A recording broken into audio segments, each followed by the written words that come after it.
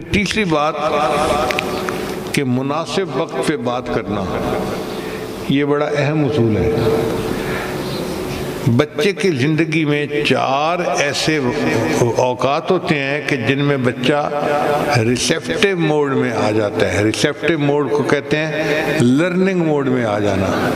اس وقت بچے کا دل چاہتا ہے کہ وہ علم حاصل کرے، ماں باپ کو پتہ نہیں ہوتا، وہ اس وقت سے فائدہ نہیں اٹھاتے۔ مثال کے طور پہ جب بھی کوئی بچہ سواری پہ سوار ہوگا نا، وہ لرننگ موڈ میں آ جائے گا۔ آپ دیکھیں گاڑی میں بیٹھتے ہی بچے کویسچن کرنا شروع کر دیں گے یا لڑنا جھگڑنا شروع کر دیں گے۔ وہ لڑنا نہیں چاہتے، وہ اس وقت لرننگ موڈ میں ہوتے ہیں، چاہتے ہیں کہ ماں باپ ہمیں کچھ بتائیں، اور ماں باپ جھڑکی دے کے ان کو خاموش کروا دیتے ہیں، اور بچہ پوچھتے رہتے ہیں، اور باپ کہتا ہے پتہ نہیں یہ افلاطون کہاں سے آ گیا ہمارے گھر میں۔ ماں کہتی ہے اس کی تو زبان بند ہی نہیں ہوتی، میں اس کو ٹھیک کرتی ہوں۔ حالانکہ وہ وقت ہوتا ہے بچے کے علم حاصل کرنے کا، اس لیے وہ پوچھتا رہتا ہے۔ اس کا بیہیویئر جو چینج ہوتا ہے وہ لرننگ موڈ میں آنے کی وجہ سے چینج ہوتا ہے۔ حدیث پاک میں ہے کہ نبی اسلام کے پیچھے ایک لڑکا سوار تھا، عبداللہ رضی اللہ تعالیٰ عنہ۔ تو نبی اسلام نے فرمایا یا غلام احفظ اللہ یحفظک احفظ اللہ تجدہ تجاہک۔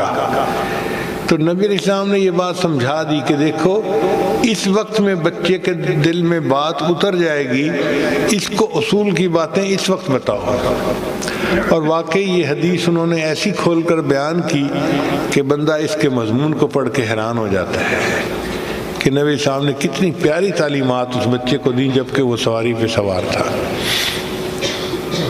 اور دوسرا وقت جب رات کو سونے کا وقت ہوتا ہے، بچہ پھر لرننگ موڈ میں آ جاتا ہے، اس لیے وہ کہتے ہیں امی مجھے کوئی کہانی سنائیں۔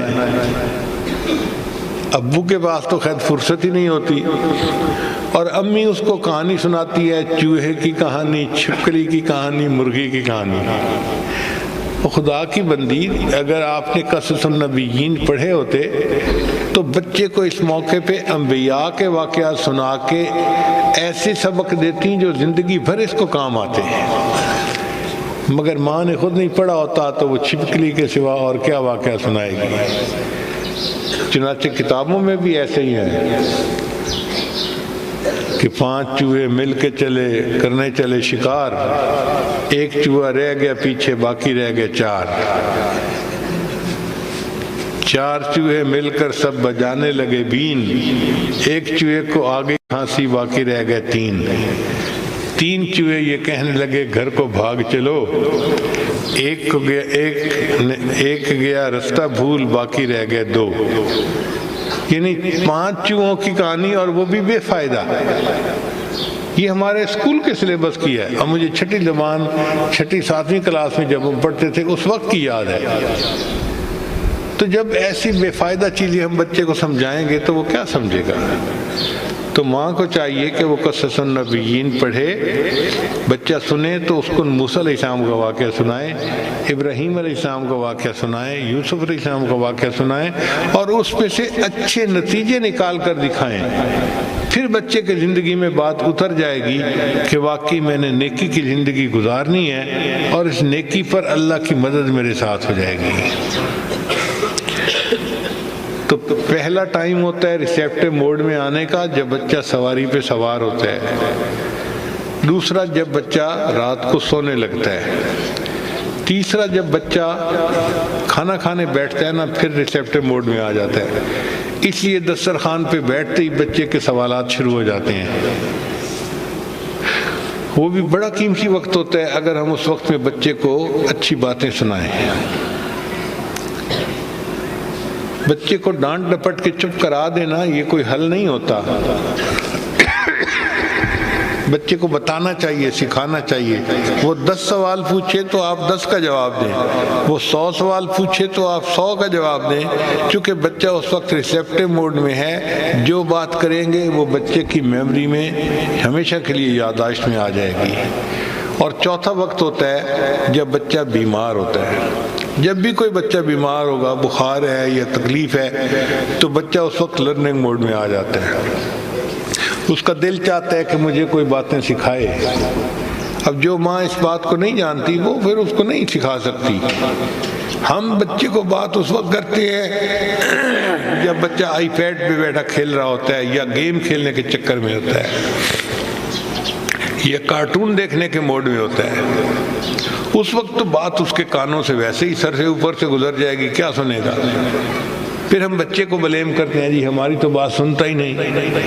بھائی جب سننے کا وقت تھا آپ نے اس وقت تو سنائی نہیں، اب شکوے کیا کرنے کے بچہ ہماری بات نہیں سنتا. چنانچہ حدیث پاک سے ثابت ہے کہ ایک یہودی کا بیٹا تھا اور وہ نبی علیہ السلام سے محبت کرتا تھا. ہمارے آقا صلی اللہ علیہ وسلم کو اللہ نے وہ شان عطا فرمائی تھی کہ کافروں کے بچے بھی آپ صلی اللہ علیہ وسلم سے محبت فرماتے تھے. وہ بچہ بیمار ہو گیا تو نبی علیہ السلام کو اطلاع ملی کہ جی وہ بچہ بیمار ہے، بخار ہے اس کو. تو نبی علیہ السلام نے ارادہ فرما لیا کہ میں اس کی عیادت کے لیے جاتا ہوں. اب آپ اندازہ لگائیے کہ ایک طرف ایک چھوٹا سا بچہ ہے وہ بھی کافر کا، اور ایک طرف اللہ کے محبوب صلی اللہ علیہ وسلم اتنی بلند ہستی، اور آپ صلی اللہ علیہ وسلم اس کی تباہ فرسی کے لیے تشریف لے گئے. تو نہ بچہ توقع کرتا تھا، نہ اس کا باپ اس بات کی توقع کرتا تھا. چنانچہ جب نبی علیہ السلام گئے تو لڑکا خوش تو بہت ہوا کہ آپ میری عیادت کے لیے آئے. اس کو گریٹ فیل ہوا، اچھا لگا. تو اس کے باپ کو بھی اچھا لگا کہ وہ ایک عام سا آدمی تھا، اس کی عزت بن گئی کہ مسلمانوں کے پیغمبر علیہ السلام اس کے بیٹے کی عیادت کے لیے اس کے گھر آئے ہیں. چنانچہ نبی علیہ السلام نے اس بچے کو پہلے تو توبہ پرسی فرمائی، پھر اس کو دین کی دعوت دی اور فرمایا کہ اے بچے تم اسلام کو قبول کر لو. جب نبی علیہ السلام نے یہ فرمایا تو اس بچے نے اپنے باپ کی طرف دیکھا کہ ابو کیا کہتے ہیں. حدیث پاک میں آتا ہے کہ جب اس نے اپنے باپ کی طرف دیکھا تو یہودی نے کہا کہ بیٹے ابو القاسم تمہاری عیادت کے لیے آئے ہیں، اب جو وہ تمہیں کہہ رہے ہیں تم ان کی بات کو مان لو. چنانچہ بچے نے کلمہ پڑھا اور وہ مسلمان ہو گیا. تو ان 4 اوقات میں اگر بچے کو نصیحت کی جائے تو پھر بچہ جلدی بات کو قبول کرتا ہے.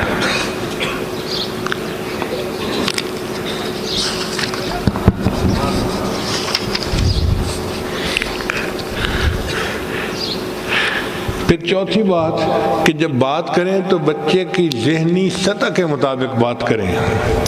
ہم کئی مرتبہ 2 لفظوں میں بات کر دیتے ہیں اور بچے کو پوری طرح پتہ بھی نہیں چلتا کہ مجھے آرڈر دیا کیا گیا ہے. وہ کنفیوز ہوتا ہے بیچارہ، فیصلہ ہی نہیں کر پاتا کہ مجھے یہ کرنا ہے یا وہ کرنا ہے. اور ہم پھر غصہ کرتے ہیں تو نے بات نہیں مانی. بھئی وہ بات ماننا چاہتا تھا لیکن انسٹرکشنز بھی تو کلیئر ہونی چاہیے تھی نا. بات وہ کرو جو بچے کی ذہنی سطح کے مطابق ہو. چنانچہ حدیث پاک سے اس کو ثبوت ملتا ہے.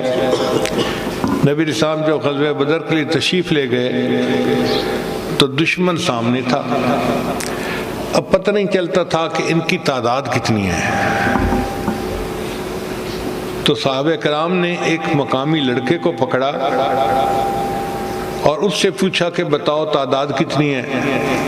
وہ کبھی بتاتا 200 ہے، کبھی بتاتا 400 ہے، کبھی بتاتا 500 ہے. کوئی ایک بات نہیں کر رہا تھا. تو ایک صحابی نے غصے میں اس کے 2-4 تھپڑ بھی لگائے کہ تم جھوٹ بولتے ہو، ہمیں سچ نہیں بتا رہے ہیں.